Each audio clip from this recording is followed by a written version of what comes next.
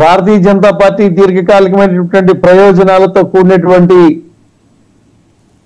ఆలోచన సరళితో పోతున్నటువంటి విధానాలతో డబుల్ ఇంజిన్ సర్కారు ఏదైతే ఆలోచన జరిగిందో పవన్ కళ్యాణ్ గారి యొక్క నేతృత్వంలో కానీ చంద్రబాబు నాయుడు గారి యొక్క నాయకత్వంలో కానీ నరేంద్ర మోడీ గారి యొక్క ప్రోద్బలంతో కానీ తీసుకున్నటువంటి నిర్ణయం మొత్తం కూడా ప్రజలు ఆశీర్వదించారు. ఇక్కడ దాదాపు 17% తేడాతో ఇచ్చినటువంటి యొక్క మెజారిటీ ఏదైతే ఉందో అది జీర్ణించుకోలేని పరిస్థితిలో ఉన్నటువంటి ఈ రోజు ఆనాటి ప్రభుత్వం ఈనాటి ప్రతిపక్షానికి పోయినటువంటి జగన్మోహన్ రెడ్డి గారి యొక్క ఆలోచన సరళి భిన్నమైనటువంటి కోణాల్లో ప్రజల్ని ఇబ్బంది పెడుతున్నటువంటి మాటలతో మాట్లాడుతూ ఉన్నారు.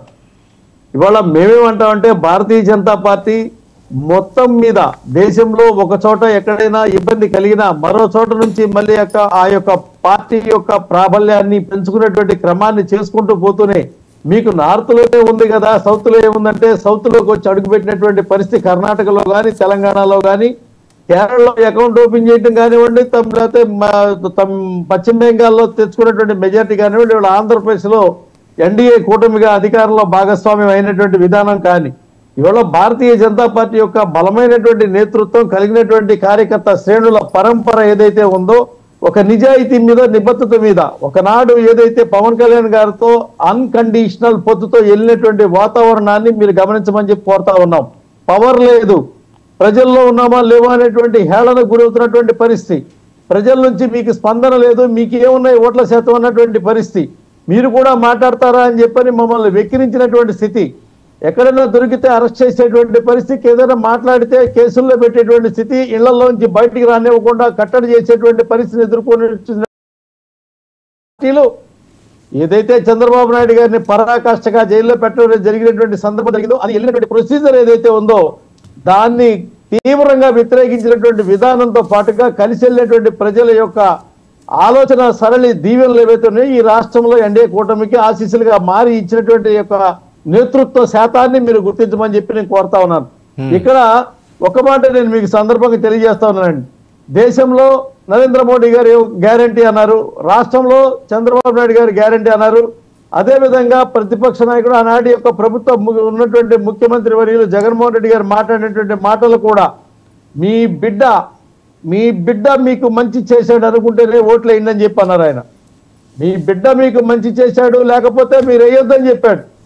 ఇదే మాట వాళ్ళు కూడా ఛాలెంజ్ గా కింద స్థాయి కార్యకర్త వరకు కూడా చెప్పారు, బ్రహ్మాండంగా చెప్పారు. ఇంత ధైర్యంగా చెప్పగలిగేటువంటి నాయకుడు లేడని చెప్పి అనేక మంది ఎవరైతే అనలిస్టుల రూపాల్లో ఉన్నటువంటి వాళ్ళు ఎవరైతే పాపం ఆయన వెనకాల సపోర్ట్ చేసేవాళ్ళు, ఇది మామూలు మాట కాదు, ఇది రాజకీయాల్లో ఎవరు చెప్పలేదు, ఇటువంటి సాహసోపేతమైన మాట ఇంకా అన్నటువంటి నాయకుడిని మేము చూడలేదని చెప్పినటువంటి అనేక మంది యొక్క నోళ్లు కూడా మూతలు పడినటువంటి పరిస్థితి. ప్రజలు కూడా అదే అన్నారు, మా బిడ్డ మాకు మేలు చేస్తాడని చెప్పని 2019లో గెలిపిస్తే మాకు మేలు చేయిపోగా కొట్టిన దెబ్బల కరోనా దెబ్బలకి నొప్పులకి వాపులకి మందులు రాసుకుంటాకే సరిపోయింది, మాకు 5 ఏళ్ల పాటు మా జీవితాలు మాకు చాలు మహాప్రభు నువ్వు వద్దు మాకని చెప్పని నువ్వు సిద్ధం అంటే మేము ఇంటికి పంపించడానికి సిద్ధమని పంపించినటువంటి వాతావరణం ఏదైతే ఉందో ఈ రాష్ట్రంలో ప్రజా వ్యతిరేక పాలనకి శరమగీతం పాడి ప్రజా అభివృద్ధి పాలనకి అంకురం ఏర్పాటు చేసినటువంటి పరిస్థితి. దాని ఫలితంగానే ఈ రోజు వచ్చిన ప్రతి లెక్కలకి సమాధానం చెప్పాల్సినటువంటి స్థితిలో ఇందాక మద్యం గురించి వచ్చినటువంటి లెక్కల్లో జగన్మోహన్ రెడ్డి గారు నోట్లో వచ్చినటువంటి మాటలకి నేను కొన్ని మీకు సందర్భం చెప్పదలుచుకున్నాను.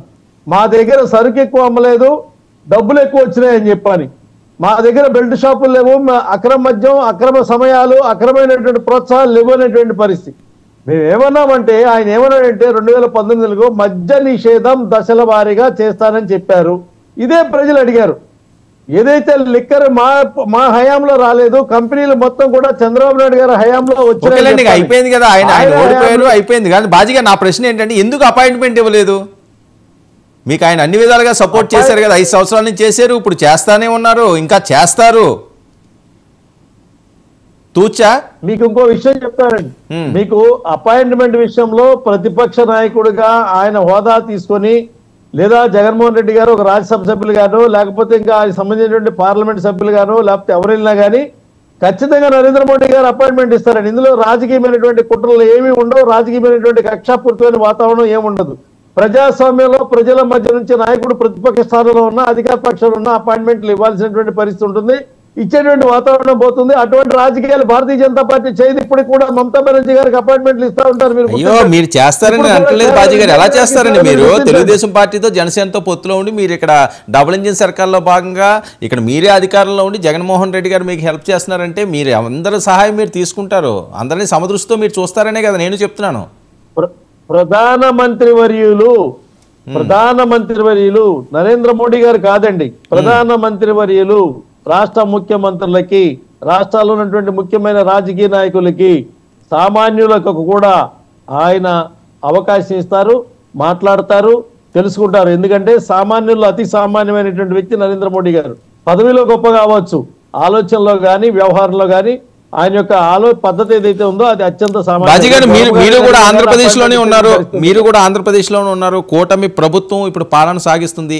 ఎన్ని హత్యలు జరిగినాయి మీరు అధికారంలోకి వచ్చిన తర్వాత? జగన్మోహన్ రెడ్డి గారు చెప్పిన ఫిగర్ కరెక్టేనా, లేకపోతే ఇంకా తక్కువ ఉన్నాయా, ఎక్కువ ఉన్నాయా, అసలు ఏమీ లేవా? పచ్చి అబద్ధం అంటది. హత్యలు జరిగితే మీ చెవులు వినపడకపోవచ్చు కానీ రోజువారీ పత్రికల్లో శవాలు వస్తాయి, ఫోటోలు వస్తాయి, లెక్కలు వస్తాయి. వారికి లెక్కలు ఉన్నాయని దాని మీద వీళ్ళు లెక్కలు చెప్తా ఉన్నటువంటి పరిస్థితి. ఇప్పుడు అవమానించేటువంటి పద్ధతిలో వెళ్ళేటువంటి వాతావరణం ఏదైతే ఉందో వారు కోరుకుంటుంది ఏంటంటే అప్పుడు రానటువంటి కంపెనీలు ఇప్పుడు వస్తున్నాయి కాబట్టి ఈ కంపెనీలు ఇప్పుడు ఆంధ్రప్రదేశ్ రాష్ట్రంలో అడుగు పెట్టకూడదన్న ఉద్దేశంతో అరాచకత్వం ఇక్కడ రాజ్యం వెళుతుంది, ఈ రాష్ట్రానికి రావద్దని చెప్పడం కానీ, లేకపోతే అభివృద్ధి కోసం బయట నాబార్డు నుంచి వచ్చేటువంటి నిధులు ఏవైతే ఉన్నాయో, లేకపోతే కేంద్రం ఇచ్చేటువంటి గ్యారెంటీతో చేస్తానటువంటి అభివృద్ధి ఏదైతే ఉందో ఇవాళ అమరావతి కానీ, పోలవరం కానీ, రోడ్లు కానీ, రైల్వేలు కానీ చేస్తున్నటువంటి మళ్ళీ ఆనాటి అభివృద్ధికి మించి మళ్ళీ అభివృద్ధి డబుల్ ఇంజిన్ సర్కార్ లైన్ నడుస్తున్న దాన్ని అడ్డుకోవడం కోసం చేసేటువంటి ఒక ప్రతిపక్ష నాయకుడిగా నా హయాంలో జరగలేదు కాబట్టి ఈ హయాంలో ఎందుకు జరగాలనేటువంటి ఆలోచన సరళ పోతున్నటువంటి విధానం అనిపించేటువంటి పద్ధతిలో కానీ ఇవాళ జగన్మోహన్ రెడ్డి గారు ఎందుకు అత్యంత తక్కువ సమయంలోనే మళ్ళీ ఢిల్లీలోకి వెళ్ళి ఆయన కేకలేసి మళ్ళీ గల్లీలోకి వచ్చి మళ్ళీ అన్యాయం జరుగుతుందని గగ్గోలు పెట్టేటువంటి పరిస్థితి ఎందుకు వస్తుందనేది, గతంలో మరి గగ్గోలు పెట్టేటువంటి నాయకులందరినీ జైల్లో పెట్టేటువంటి ఈ ముఖ్యమంత్రి ఇవాళ ఉన్నటువంటి మాజీ ముఖ్యమంత్రి మరి ఈ రోజున ఆయన చేస్తున్నటువంటి ఆర్తనాదాలు ఏవైతే ఉన్నాయో ఇవి ఢిల్లీని తాకుతాయా అనుకుంటే కనీసం పేదవాడి గుండెను కూడా తట్టేటువంటి పరిస్థితి లేదు. ఢిల్లీలో మొత్తం అంతా ఆయన చూశారని కదా ఇందాక